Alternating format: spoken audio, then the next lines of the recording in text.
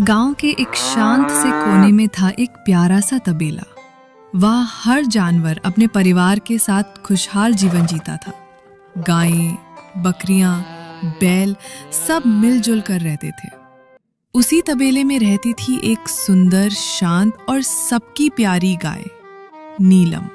नीलम बहुत सालों से माँ बनने की राह देख रही थी। और फिर एक दिन तबेले में किलकारियां गूंज उठी। नीलम ने एक प्यारे से बछड़े को जन्म दिया, जिसका नाम रखा गया सूरज। सूरज बहुत ही खूबसूरत और मासूम था।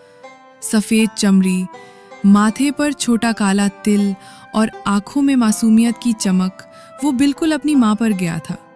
तबेले के हर जानवर को वो बेहद प्यारा लगता था। लेकिन एक दिन गांव के बाहर से दो अजनबी कुत्ते गांव में आ धमके। नाम तो कोई नहीं जानता था, पर उनकी पहचान थी हरामी, दुष्ट, आवारा और मांसाहारी। इन कुत्तों को गांव वालों ने भगा दिया था, लेकिन वे छिप छिप कर तबेले की निगरानी करने लगे। एक रात नीलम खेत के पास पानी पीने गई थी। तभी मौका देखकर उन दो दुष्ट कुत्तों ने सूरज पर हमला कर दिया। तबेले में कोई समय पर नहीं पहुंच पाया। जब नीलम वापस लौटी, उसका संसार उजड़ चुका था। सूरज अब इस दुनिया में नहीं था। नीलम फूट फूट कर रोई। वो ना कुछ खाती, ना किसी से बोलती। उसकी आंखें हर समय सूरज को ढूंढती रहती थीं। सारे तबेले में शोक फैल गया। कुछ महीनों बाद एक दिन सभी जानवर जंगल में घास चरने गए।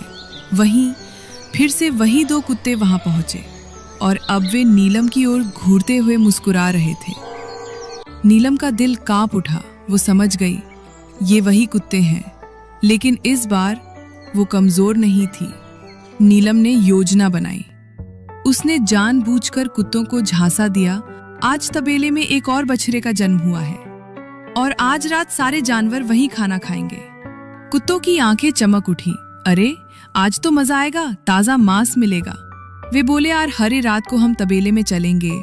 सारे जानवर खाना खाकर सोने का नाटक कर रहे थे और नीलम वो तबेले के पीछे छिपी हुई थी, अपने सींगों में बदला लिए इंतजार करती हुई।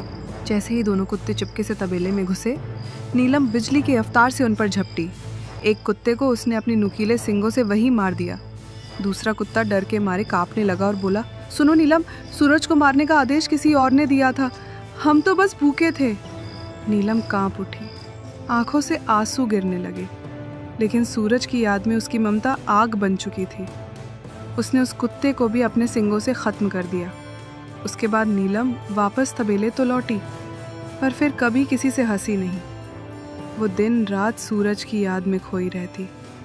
नीलम अब नीलम नहीं थी, वो एक माँ की मूरत थी।